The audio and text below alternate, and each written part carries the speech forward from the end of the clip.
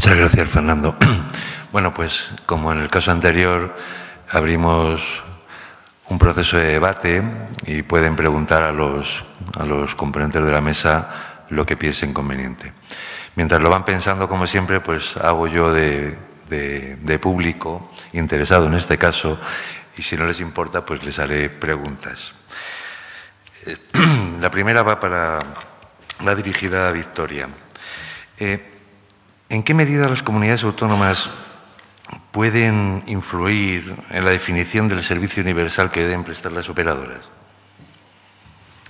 Porque yo creo que el problema de las infraestructuras básicas está muy vinculado al servicio universal. Sí, bueno, el servicio universal existe como tal en nuestro país, pero no existe en países vecinos y bien desarrollados como Francia o Alemania. O sea, que es una suerte que en España tengamos contemplado el mega, por lo menos, de servicio universal para todos los ciudadanos. Que se ha quedado obsoleto, es clarísimo que está obsoleto y que lo que están siguiendo todas las políticas estatales y las políticas de la Junta de Castilla y León es, como bien buenamente decía Enrique, lo que está reflejado en las agendas digitales de Europa, de España y la propia de la Junta, que es llegar a los 30 megas al 50% de la población en el 2017, cosa que ya cumplimos, y llegar a los 100 megas en el límite del 2020. Por tanto, el mega lo tenemos reconocido, pero todos reconocemos que es insuficiente. Entonces, suerte que todos los ciudadanos tienen derecho a tener acceso a Internet, aunque sea con esas velocidades. Y, bueno, pues el ADSL hace poco tiempo se vendía como una tecnología fantástica y hoy en día está superada incluso por el satélite. Con lo cual, bueno, pues hablar de un mega hoy en día es hablar de algo que ha quedado obsoleto y los satélites que están instalando en este momento nos hablan de velocidades de 30 megas de descarga y de bajada y 6 megas de subida, que no las da el ADSL. Por tanto, en este momento cualquier ciudadano de Castilla y León tiene en su mano el poder tener al menos estas velocidades que superan con mucho el mega universal reconocido por el Estado. Bueno, pues muchas gracias, Victoria. Fernando, hay un tema que me preocupa siempre mucho cuando hablamos de los servicios públicos, lo desvinculamos muchas veces de las políticas públicas, porque al final hay una definición de qué es lo que se debe hacer y luego se presta servicio o no. Hay casos en los cuales se prestan servicios y hay casos en los cuales no. Desde ese punto de vista, hay una clasificación antigua ya de sobre qué ámbitos de políticas pues, se deben prestar servicios y obligatoriamente y a toda la población y de forma gratuita, educación, sanidad. Y hay otra parte que ya son las políticas económicas y que generalmente son a instancia de parte, ¿no? O sea, que uno coge y su derecho subjetivo le permite demandar a la administración pública una cosa u otra. En cualquier caso, desde el punto de vista de lo que se viene ya denominando administración electrónica, el tratamiento, por lo que acabas de comentar tú, es igual. O sea, que el derecho general o los derechos generales los tengo que tramitar y no me los da la comunidad autónoma, igual que los derechos subjetivos, los tengo que tramitar y no me los da la comunidad autónoma. Yo entiendo que los derechos subjetivos los deba tramitar, pero los derechos objetivos o generales debería ser por parte de oficio de la comunidad autónoma. O sea, que si yo tengo que matricular a mi hijo en un colegio, me digan en qué colegio, no tenga yo que preguntarlo. No sé si me explico. ¿Esto lo tenéis previsto, este tipo de servicios de oficio por parte de la Dirección General? Bueno, lo que estamos trabajando actualmente son servicios del territorio rural y en los ámbitos de lo que es la gestión del agua, el alumbrado público, la gestión de recogida de residuos y siempre hablando de servicios cuyas competencias están en el ámbito de las entidades locales. Es el trabajo que ahora mismo venimos desarrollando. La plataforma, en principio, no abordará servicios de administración electrónica en sí, aunque tendrá un módulo específico para el portal Transparencia. La cuestión de administración electrónica tendrá que ir por otro camino, pero en cualquier caso en el estudio hemos identificado que es necesaria y nosotros, por nuestra parte, iremos incorporando nuevos servicios verticales, pero en las áreas, ya te digo, competenciales de las entidades locales, facilitándoles una plataforma forma transversal, multiservicio y multiidentidad, que permita, con independencia del fabricante, poderse incorporar a esa gestión centralizada, dando, por tanto, datos agregados de los servicios, pudiendo correlar información de unos sobre de otros. Y bueno, es la línea que estamos ahí trabajando desde la Dirección General en esta materia. Muchas gracias, Fernando. ¿Alguna pregunta?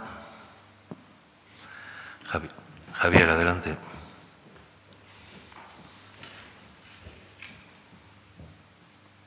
Bueno, buenas tardes. Quería dirigirme a la directora general, que ha estado explicando antes que se está trabajando en la actualidad en una plataforma, entiendo, de tramitación electrónica de procedimientos por parte de la Junta de Castilla y León. En Andalucía, donde vengo, pasa exactamente lo mismo. Nosotros apenas estamos iniciando la implantación de esos procedimientos. Hay algunos más desarrollados a nivel de subvenciones, etcétera. Pero de cara a la administración local, que es mi pregunta, ¿ustedes han planteado una especie de modelo de ayuntamiento digital que con carácter genérico se ofrezca a las entidades locales? ¿Eso lo están haciendo las diputaciones provinciales? Porque nosotros es verdad que llevamos más retraso en la comunidad autónoma, pero sí hay en la Dirección General de Telecomunicaciones de allí, sí se hizo en su momento un modelo de ayuntamiento digital, que es verdad que está desdotado de un catálogo de procedimientos realmente que lo haga usable. Quiere decir, la tecnología es buena, el producto es bueno, pero y ahí es donde ha entrado administración local. Al final es lo que usted planteaba antes, tanto los tecnólogos como los administrativistas, ¿no? o como los juristas, en este sentido tienen que ir de la mano. Entonces, la pregunta es esa, si ustedes tienen en la agenda realizarlo, ¿se va a dejar de parte de las diputaciones provinciales? ¿No hay nada previsto? No, en principio no tenemos nada previsto. Hemos asistido hace 8 días, creo, a la entrega de un premio que nos han reconocido al programa Castilla y León Digital en Madrid, en la Asociación Autelsi de Usuarios de las Telecomunicaciones y Sociedad de la Información. Y recuerdo perfectamente que les han concedido el premio a la Comunidad Andaluza, a la Dirección General de Telecomunicaciones, por ese proyecto de ayuntamiento digital que, bueno, pues Manuel Ortigosa, el director general, nos ofrecía a otras comunidades autónomas para que lo replicáramos. Es una idea fenomenal en la que no hemos trabajado de momento. Muy bien, ¿más preguntas? Bueno, pues muchísimas gracias a los dos ponentes, tanto a la directora general como a Fernando, por sus explicaciones respecto de las consideraciones que están haciendo dentro del ámbito rural en Castilla y León y desde el punto de vista tecnológico. La continuidad de la jornada pasa por que yo ahora explique un poco qué es el grupo de trabajo 13 que está desarrollando la normativa en ITU, y luego sí pediría a Enrique Martínez que cerrara conmigo la jornada para luego posteriormente pasar a irnos o los que se tengan que quedar por aquí, como es mi caso, pues quedarnos, en fin. Enrique, ¿te puedes acercar entonces y ya?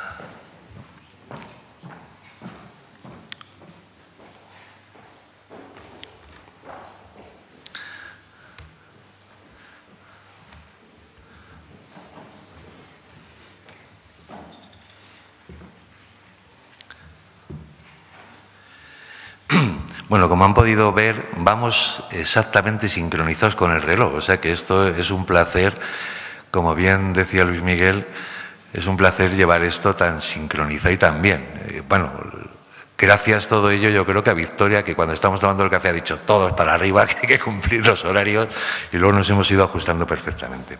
Bueno, lo que quiero decir es que vamos muy bien y podemos tener más tiempo si queréis, o quien lo crea conveniente, para comentar, charlar o decir cosas al respecto de los temas que estamos tratando. Bueno, segundo.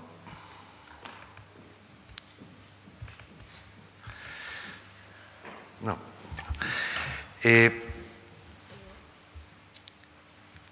La idea dentro del Plan Nacional de Ciudades Inteligentes, como ya ha comentado antes Enrique Martínez, pues surge la idea de generar normas que estandaricen el comportamiento en el gobierno de los ayuntamientos respecto del tema, primero, de las ciudades inteligentes y posteriormente, y como deriva de eso, pues de los territorios inteligentes.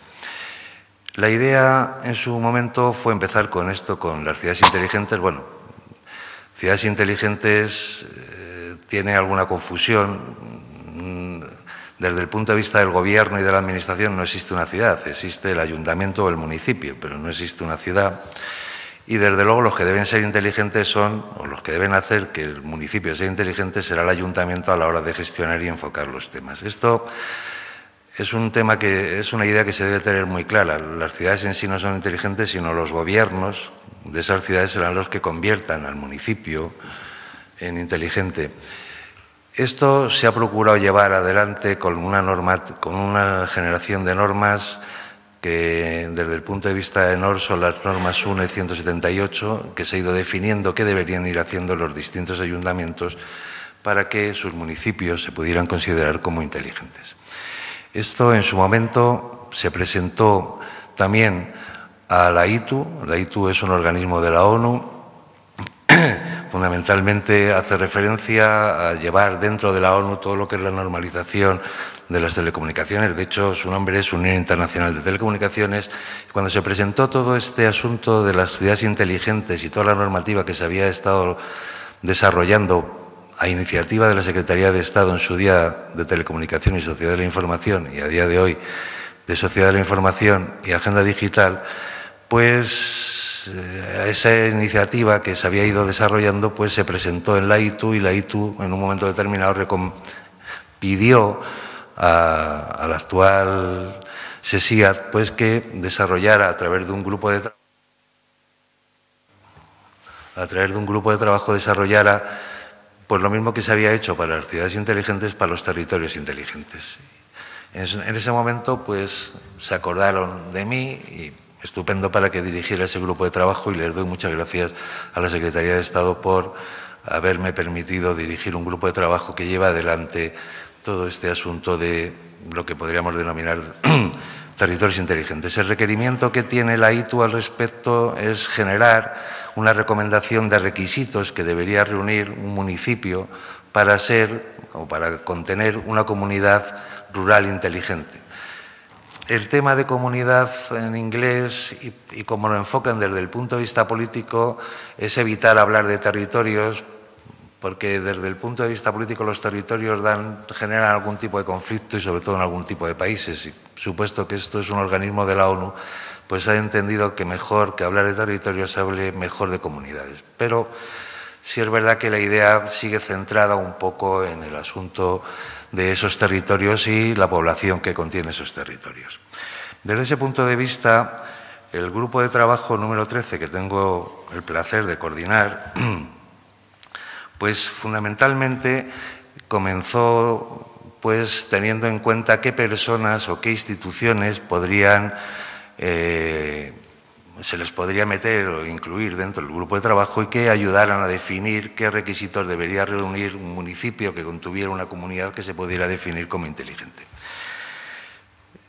Es el aspecto este de lo rural, como bien ha quedado claro a lo largo de esta mañana, pues es como muy multidisciplinar de alguna forma, ¿no? No hay un solo enfoque o no hay una disciplina única que enfoque el tema de lo rural.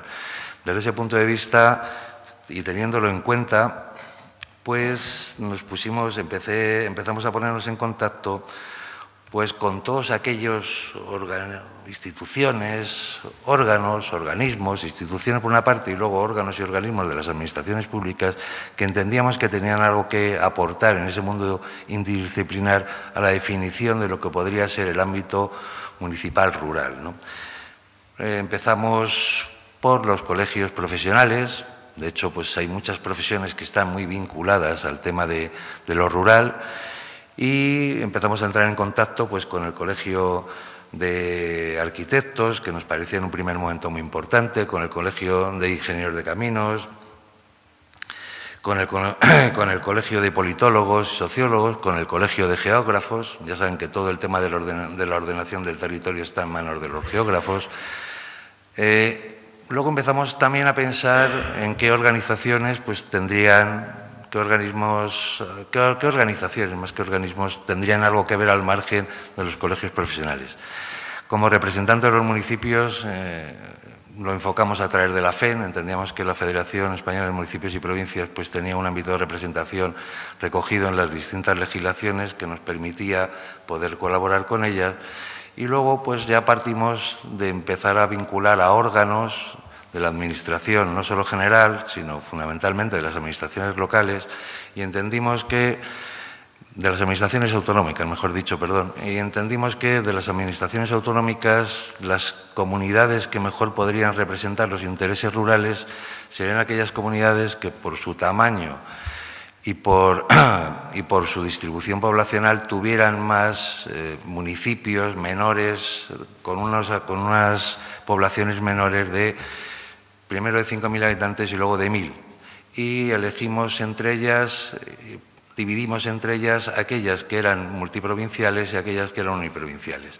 Desde ese punto de vista elegimos, la representativa de todas obviamente era Castilla y León, muy próxima era Andalucía, y luego de uniprovinciales pues había varias. La más representativa al final que nos pareció pues fue Cantabria, porque era la que solo hay una por encima, que es Navarra, pero tiene un régimen, como bien saben, foral, un tanto distinto, y por consejo de algunos de los órganos que participaban en el grupo de trabajo, pues eligió a Cantabria.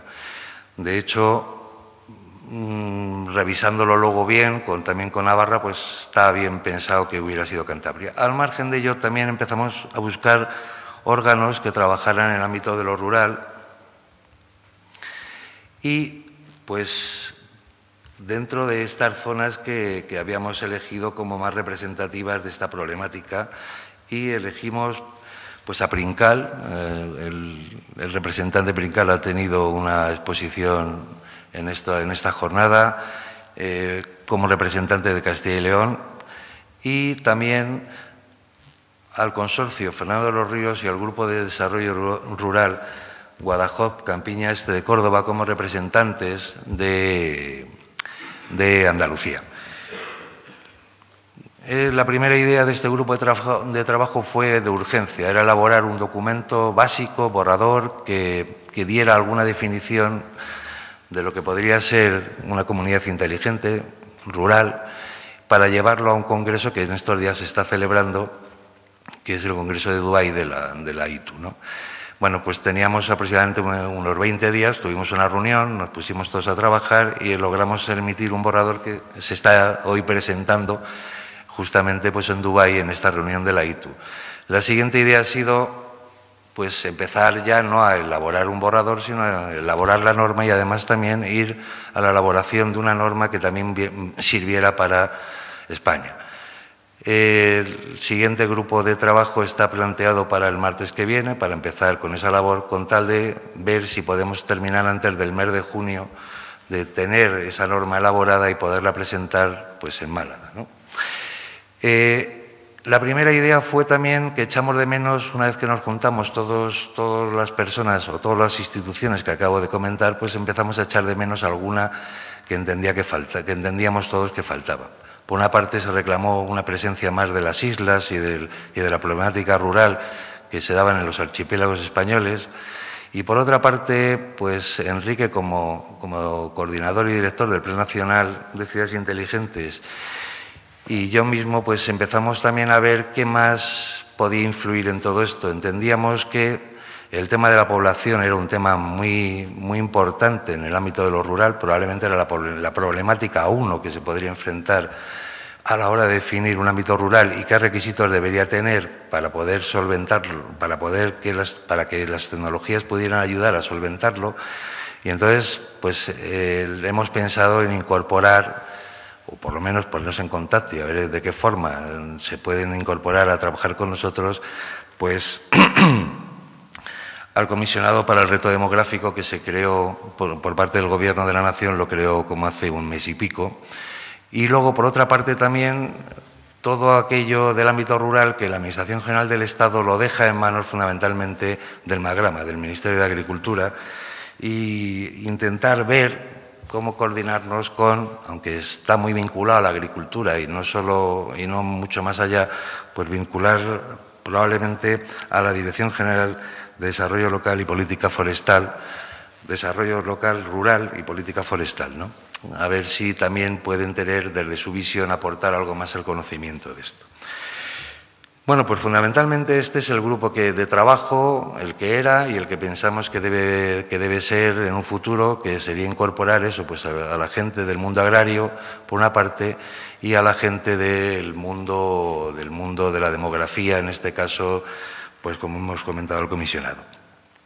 La vinculación, en cualquier caso, y como inciso, cuando empezamos a hablar de estas cosas, parecía que llamaba la atención que la Secretaría de Estado de Sociedad de la Información fuera la que coordinara todo esto del ámbito rural y no hubiera salido de algún otro órgano el coordinar todo este mundo multidisciplinar del mundo rural, ¿no? De hecho, se trabajó mucho en qué forma la Secretaría de Estado influía en esto, porque claro, esto del ámbito rural a lo mejor le correspondía más a una dirección general que ya se llamaba en su día de ámbito rural y de hecho era la encargada de desarrollar toda la ley 45/2007 para el desarrollo sostenible del medio rural, ¿no?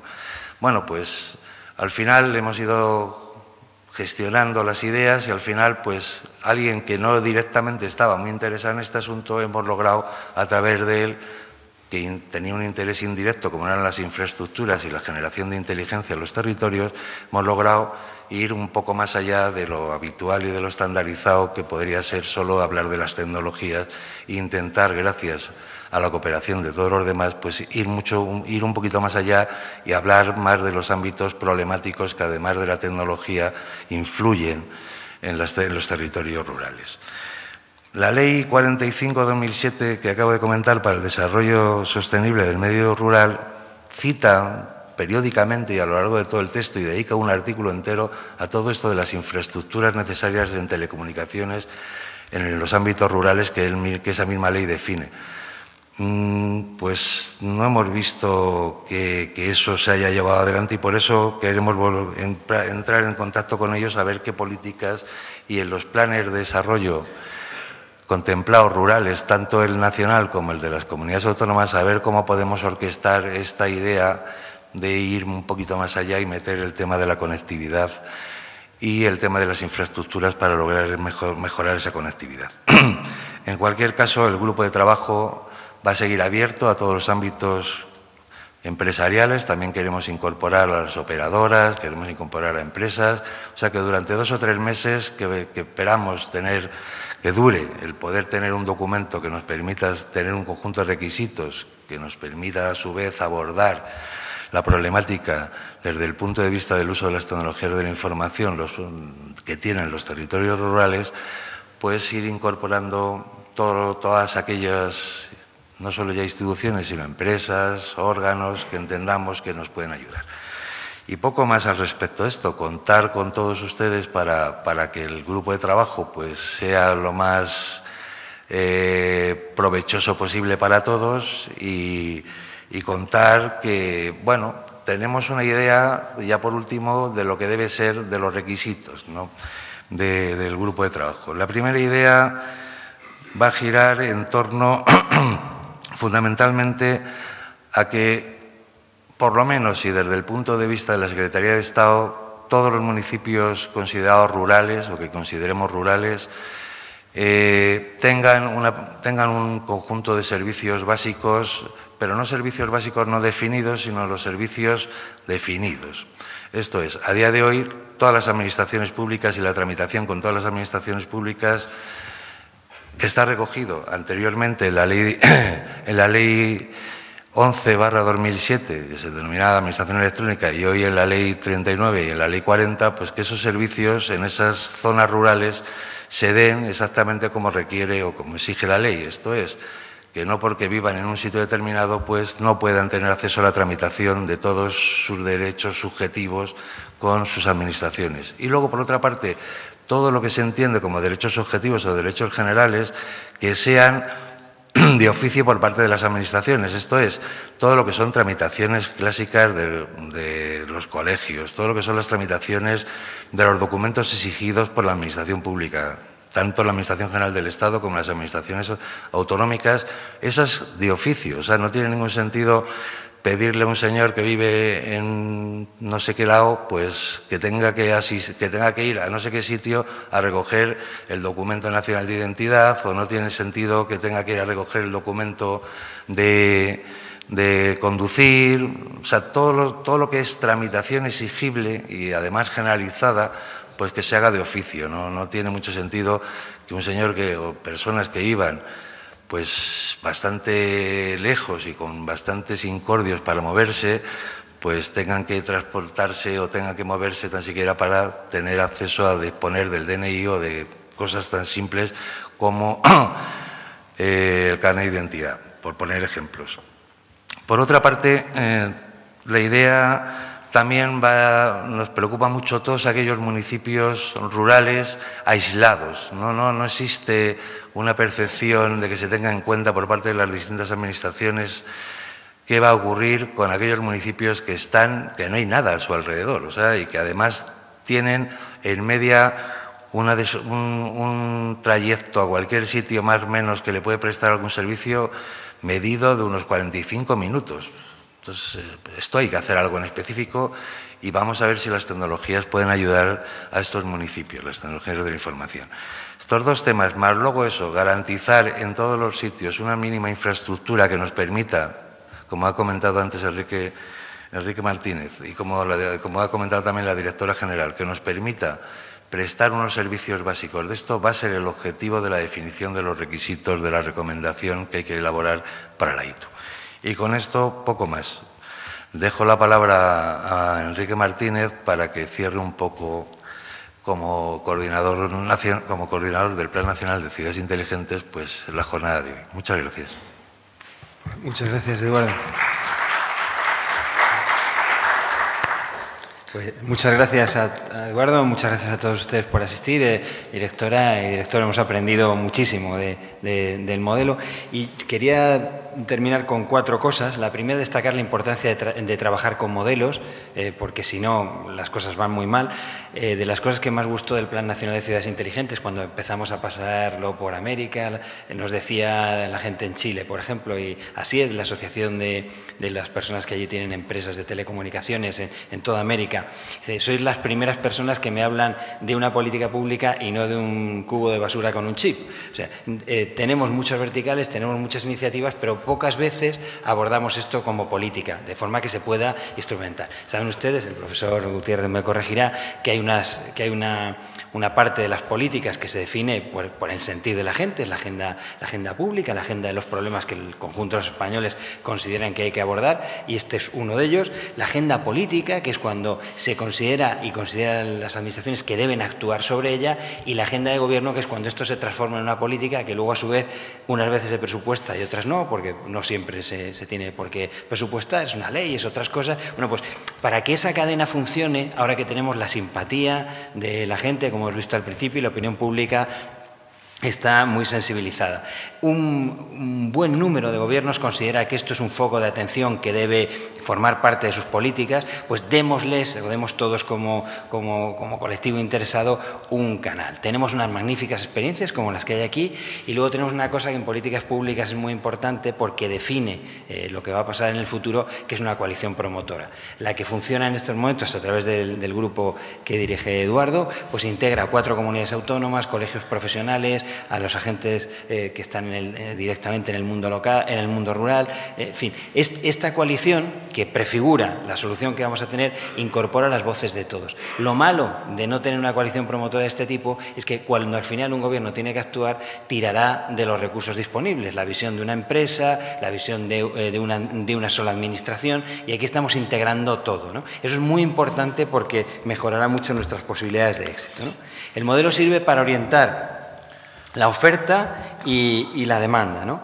La oferta sirve para identificar las capacidades. Aquí, que yo sepa, hay 2 los representantes de empresas, está Raquel de Telefónica y Pablo de Celnex, o sea que hay un interés por parte de la industria, y la gente, luego los alcaldes o los grupos de acción local, lo que tiene es un problema de exceso de oferta. Hay muchísimas soluciones y quizá no todas están integradas, de forma que es muy difícil leer qué es lo que necesito, por dónde priorizo. Bueno, pues darle una hoja de ruta a todo el mundo, poner orden a la demanda, sería el objetivo final. Eso exigiría, repitiendo, un modelo, y una muy buena experiencia, de la que creo que podemos aprender mucho, es la central de compras que tiene la FEM, ¿no?